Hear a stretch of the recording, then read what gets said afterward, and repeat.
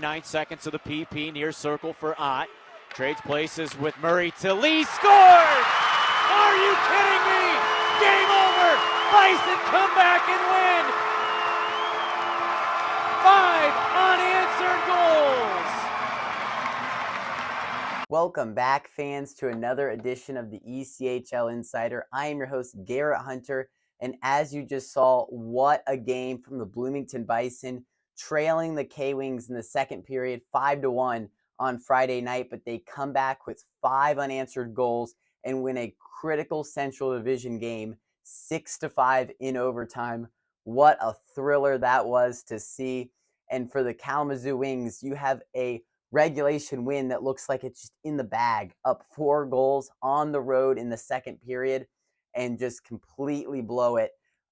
Just what an effort from the Bloomington Bison. I think that frustration kind of continued over for the Wings as they got blown out to Cincinnati the next day 6-1, but just a crazy game Friday night that definitely lived up to the hype.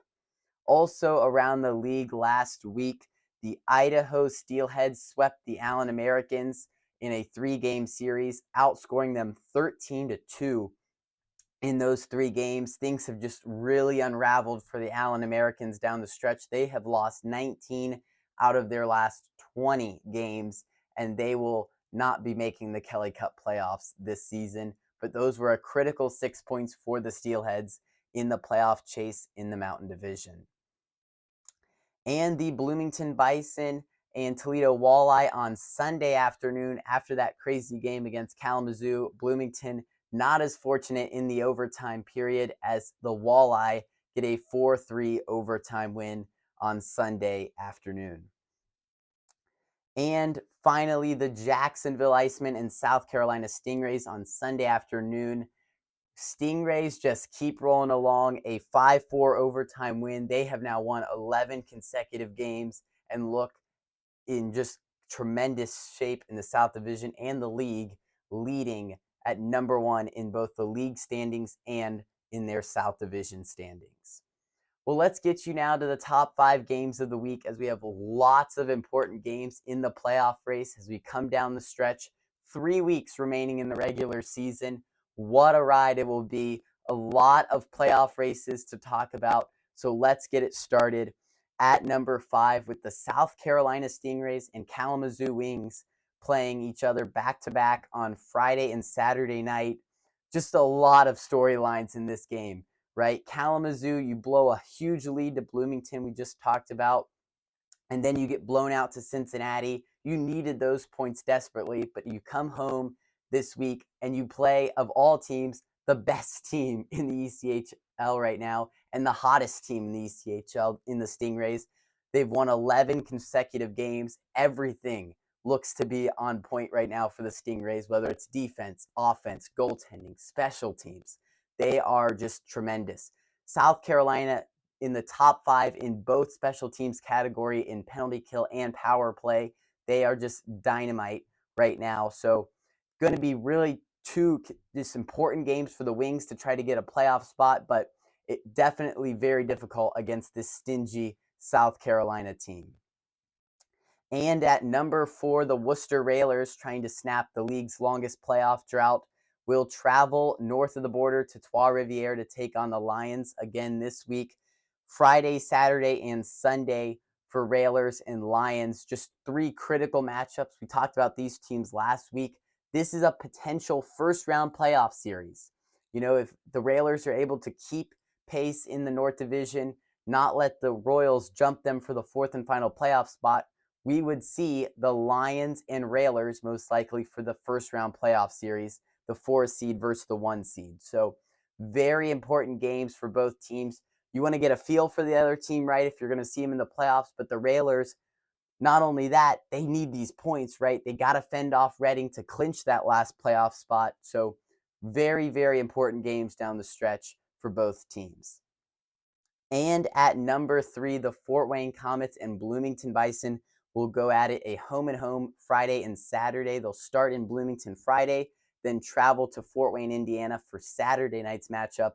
Should be really just 2 really, really good games between these 2 teams. You know Bloomington They need the points right in the Central Division. We've talked about it. Tight playoff race for that fourth and final playoff spot.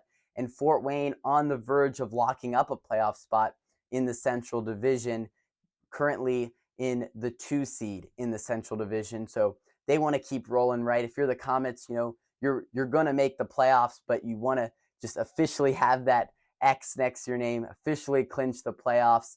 And also a team like Bloomington, you could see them down the stretch, right, in the playoffs. So should be a really good matchup between the Comets and the Bison this weekend. And at number 2, the Wichita Thunder and Kansas City Mavericks will play 3 games this week. Wednesday will be in Kansas City, then Friday will be in Wichita, then they'll go back to Kansas City for Saturday night's matchup. So a lot of running around for these 3 teams against each other, but really it just comes down to Kansas City. They've won 5 straight games, very hot right now, and Wichita trying to get in comfortable playoff position. Very tight playoff race in the Mountain Division between, really just from 2 to 5, right? All the way down. Wichita, Tahoe, Tulsa, Idaho, all vying for a playoff spot. There's, just a lot of competition there. And Kansas City on the verge of locking up a playoff spot. So 2 really good teams, Thunder and Mavericks, and they'll do it for 3 straight games. So should be really good. Little bit of extra in this series that you have to worry about with the travel, right? You play Wednesday, then you travel to Wichita Friday, get back on the bus and travel to Kansas City for Saturday night's game. So which team, does better with the fatigue, the extra travel time? That's another factor that goes into this series. It should be interesting between Thunder and Mavs this weekend. And our top game of the week, yes, a rematch of the Kelly Cup Finals from 3 seasons ago. The Toledo Walleye seek revenge on the Florida Everblades this weekend in Southwest Florida. 3 seasons ago, it was the Walleye and Everblades for the Kelly Cup Finals. Walleye had won the Brabham Cup. They were ready to just get the Kelly Cup, but the Everblades stood in their way, right? They won their first Kelly Cup, and the rest is history. Since that moment, the Everblades have won 3 straight Kelly Cups, and the Walleye have just not recovered from that moment. They lost the finals. The next 2 seasons, they are eliminated in the Western Conference Final. So now they have the right to play the Everblades. Not for a Kelly Cup Final right now, still in the regular season, but these teams know what this moment is. This is revenge if you're the Walleye. You were right there, so close to winning a Kelly Cup for the first time in a long time for the city of Toledo. Came up short, and you haven't gotten back to the finals yet. And then on the other side, the Everblades, they want to remind the Walleye and their fan base, their team, their coaching staff, that they beat them in the finals for that first Kelly Cup, and it's only gotten better for the Everblades since. They want to remind the fish of that this weekend. It will be a crazy atmosphere in Estero for this matchup. Friday and Saturday night, 2 teams that have already clinched a playoff spot too, that factors in. And, way too early to say this, but could this be a Kelly Cup final preview, right? With Everblades, second place, almost in the top spot in the whole league, and then the Walleye as good as anybody right now in the Western Conference. So, very likely these teams are going to make deep playoff runs, and a possibility that this could be a Kelly Cup final preview, believe it or not. We rarely see that in the ECHL, but will just be really, really cool to see a rematch of the Kelly Cup Finals from 3 seasons ago when the Walleye meet the Everblades. Friday and Saturday night should be just really special, I think, for both of these teams. They know what this means. They know the history. Even if the players that weren't on those rosters when they met in the finals know what this is like. Coach Brad Ralph, he knows what it was like to win that first Kelly Cup, and now they've gotten that Kelly Cup and 2 more since, right? So really, really interesting. Walleye and Everblades, our top game of the week this weekend, back-to-back Friday and Saturday. We'll now make sure to check out our fight of the week. Things got really rowdy at the beginning of the 3rd period in the Rapid City Wichita game on Saturday night. two of the best fighters in the Mountain Division going at it.